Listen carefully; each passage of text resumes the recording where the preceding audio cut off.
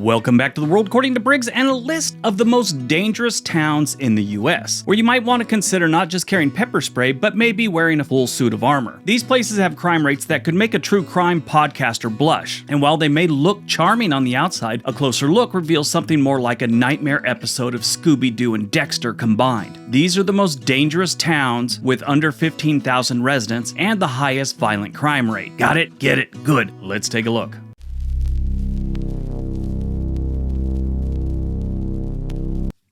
Number 10, Emeryville, California. Emeryville sounds like a cozy spot nestled between San Francisco and Oakland, but this place ranks high on both violent and property crime, but we're only talking about violent crime on this one. You might enjoy the proximity to the big cities, but you won't enjoy the risk of being mugged while grabbing coffee. Pass through this place with your windows up at least. Interesting story about this one. I was taking the Amtrak down to Los Angeles from Portland one time, and you get to Emeryville really early, and you're passing through picking up new people or whatever. I happen to wake up, I look out the window.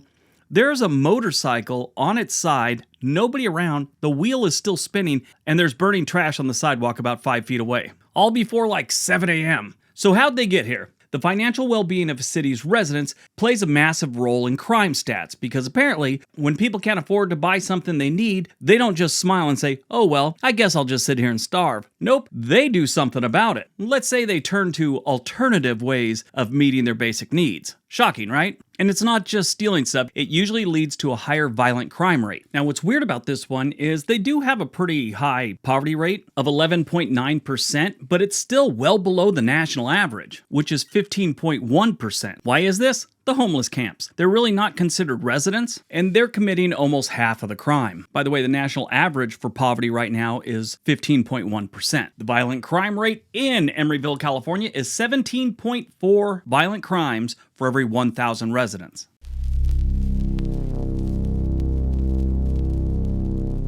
Number 9, Globe, Arizona. Globe might have been a mining town, but now it's mainly a hotbed for violent crime. Come for the scenery and history, and stay because someone pulled a piece on you and took your motorhome. Now it's a lab in the middle of the desert. But its violent crime rate punches way above its weight class. One of the reasons for this, its historical ties to mining, which attracted a rough and tumble crowd back in the day. Even though those miners are long gone, the legacy of boomtown lawlessness seems to have stuck around. Combine that with a struggling economy and limited job opportunities, and you've got a recipe for a town where frustration can easily boil over into bad decisions, like punching a guy at a bar instead of just sending him a passive-aggressive text. Another factor is the isolation. This place is out in the middle of nowhere. Globe is an island in the middle of the desert, miles from any big city, and when people feel cut off from the world, sometimes they get a little crazy. Instead of knitting or starting a book club, sometimes they start a fight club in the back of a local Circle K. The violent crime rate in Globe, Arizona is 18.3 for every 1,000 residents.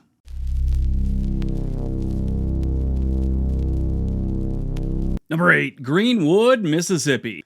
If you enjoy good mystery, Greenwood's crime rate will give you plenty of a whodunit vibe. Who stole your car? Who mugged you? Who thought this town was a good place to stop for lunch?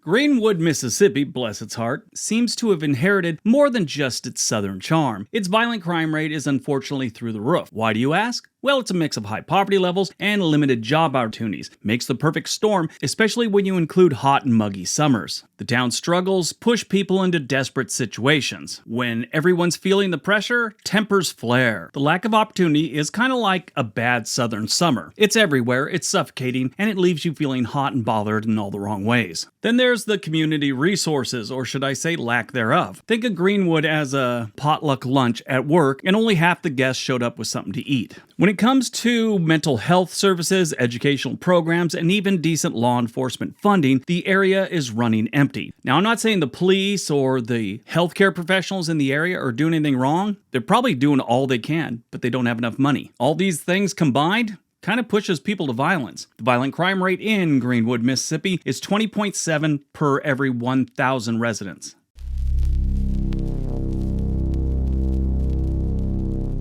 Number 7, Marksville, Louisiana. Marksville might lure you in with the promise of prehistoric parks and nearby wildlife areas, but trust me, the wildlife on the streets in this town are as dangerous as the gators that you'll find in the bayous. It's a great spot if you want to admire ancient history while avoiding becoming part of it. How'd they get here? The town's high violent crime rate is often blamed on several factors, like poverty and low-paying jobs or no jobs at all. When there aren't many jobs around, boredom sets in, and when boredom strikes, sometimes people start thinking that a fight sounds like a fun way to pass time. It's like a real-life version of the Hunger Games. Instead of survival skills and archery, it's just a lot of bad decisions. Then there's the small-town gossip mill. Everyone knows everyone, and let's face it, sometimes that leads to a little too much he said, she said, turning harmless disputes into full-blown brawls. Throw in some general lawlessness that seems to come with rural Louisiana, and you've got a recipe for a higher than average crime rate. Marksville violent crime rate is 22.2 per every 1,000 residents.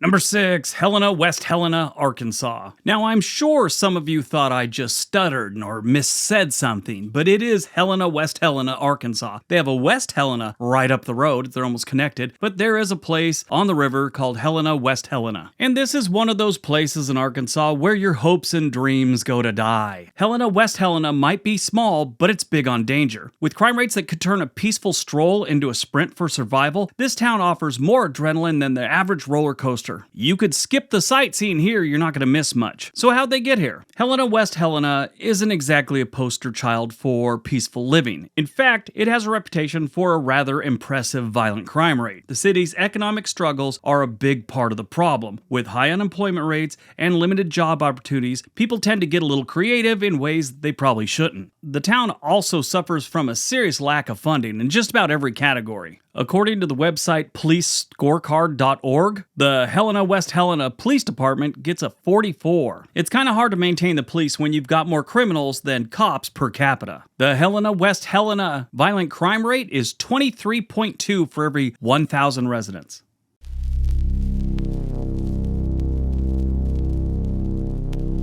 Number 5, Salem, New Jersey. This Salem may not have witches, but it's got plenty to be afraid of. With a violent crime rate that is far too high for such a small population, the only spells being cast here are ones of bad decisions and close calls. So how'd they get here? It seems like the town has developed an unfortunate knack for keeping the local police department on its toes. One reason for its high violent crime rate is that Salem has struggled economically for years, and when jobs and opportunities vanish, sometimes people feel like the only way to hit jackpot is through less than legal means. Think of it as the worst lottery ever, where instead of winning a pile of cash, you end up with a court date. Economic hardships combined with the lack of social services means that tensions rise and things get heated always at the wrong time. I'm not sure why most people would want to live here. I mean, right down the road, they got a nuclear power plant. Another culprit is the limited access to education and community resources. When people don't have after-school programs or activities to keep them busy, the entertainment options sometimes take a turn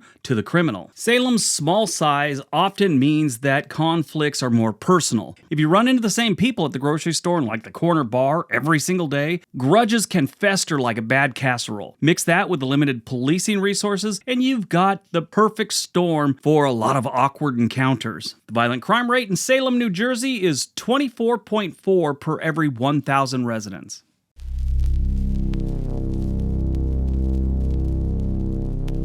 Number 4, Muskegon Heights, Michigan. That's what it's called, but if you want to irritate the locals, call it Muskegon Heights, Michigan, or just Muskegon, Michigan. Muskegon Heights is part of the Muskegon, Michigan metro area. And it's its own little city, with about 10,000 residents. Muskegon Heights has a reputation for being rough around the edges, to say the least. With crime rates that could scare off even the boldest adventurers, it's the perfect place to test out how fast you can run when you hear suspicious footsteps behind you. There are whole blocks there where there's like one home, and the rest are condemned or burnt out or something like that. And they've got a horribly high crime rate. How'd they get here? A big part of the problem is economic distress. It's probably their biggest problem. The city's been hit hard by poverty, unemployment, and a general lack of opportunity, making it feel like everyone's competing for the last slice of pizza at a party where there was never enough to begin with. When people start struggling to make ends meet, tensions can escalate quickly like we've learned in other cities, leading to more crime. It's the classic fight or flight mentality. Except in Muskegon Heights, it seems like flight has never been an option and fighting became the local pastime. What's going on in this town is so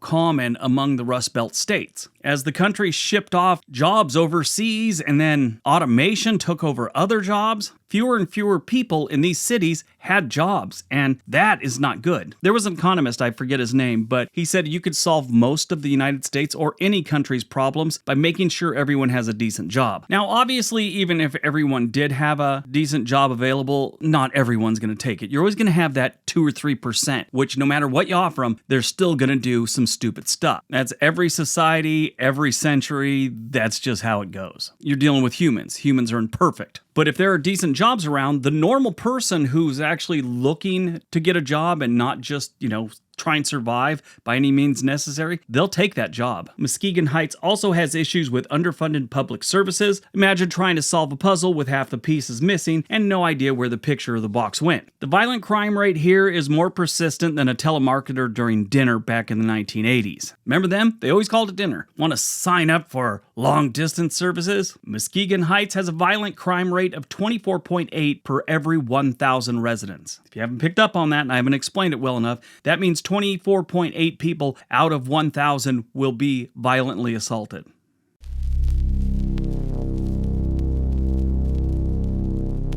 Number 3, Osceola, Arkansas. If you're planning a trip to Osceola for its ties to blues music, be prepared to sing a sad tune for yourself if you become one of its crime statistics. With a violent crime rate that could headline its own festival, this place is more likely to hit a high note in danger than fun. And let's just say the risk isn't worth the heritage. How'd they get here? Well, they're out in the middle of nowhere by themselves on the Mississippi River. The first question you have to ask yourself is, why would a small town of about 6,000 people have such a disproportionate violent crime rate? It's almost like Osceola is trying to win a contest or something. Economic struggles have been a real kicker here. And like I'd said, it's out in the middle of nowhere, and sometimes when you're in that whole isolation thing, it wears on people and they start feeling like they're in their own bubble. And you know everyone in town, and every grudge gets blown up. Got families feuding with each other. Sure, there are some very small towns around there, but they're glorified truck stops at best. It's like the Mississippi River on one side and farmland as far as the eye can see everywhere else. The poverty here and lack of jobs is really what's driving most of their problems. Osceola has a violent crime rate of 25.9 for every 1,000 residents.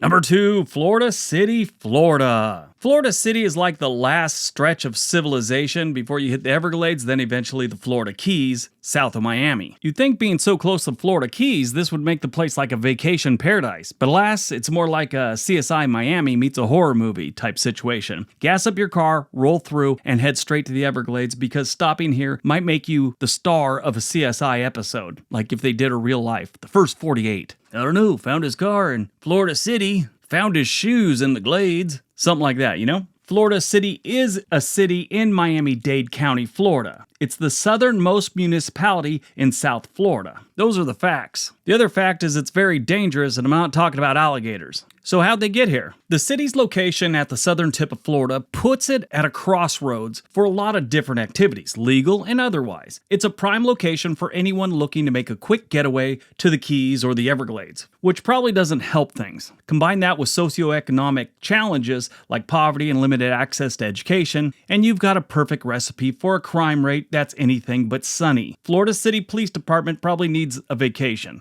They're working overtime. High unemployment and a transient population make it hard to foster a tight-knit community where everyone knows everyone else's business. Sometimes it's nice to have things that way. Instead, they have a revolving door of chaos. Add in some tropical heat and humidity, and tempers flare faster than the afternoon thunderstorms. The violent crime rate in Florida City is 26.2 incidents per every 1,000 residents.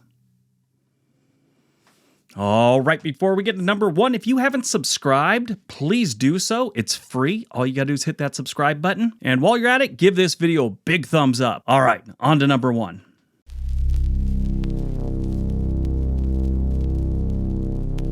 And number 1, Sauk Village, Illinois. Sauk Village is proof that small doesn't mean safe. The violent crime rate here is high enough to warrant its own warning label. If you want to visit this place, I would suggest bulletproof vest, bodyguard, and staying clear, well, pretty much of everywhere. Just recently, the city clerk threatened in chambers during a public hearing, threatened to hit the mayor upside the head with a gavel. Her exact words were, "I'm gonna knock you upside your head." Well, swinging it's a great video. So how'd they get here? I mean, besides the whole mayor and clerk thing. One big factor here is likely the lack of resources. With limited public funding to social services and, the police department, Sauk Village struggles to keep things under control. Imagine trying to plug a leaky dam with a handful of cotton balls. It's not gonna work. It's like every time one problem gets patched up, 3 more spring out. On top of that, like so many other cities and towns in this part of the country, they've been struggling economically. They just don't have the jobs. So of course they're gonna have crime. And there's this kind of feedback loop going on.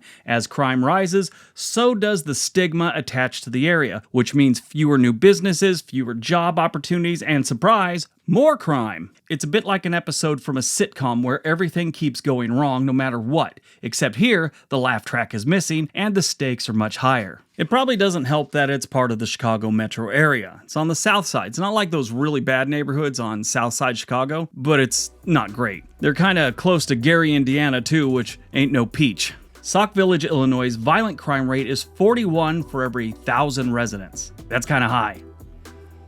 Alright, that's today's video. If you guys enjoyed this one, you'll probably enjoy one of the 2 videos being suggested right now. Everybody have a great day. Be nice to each other.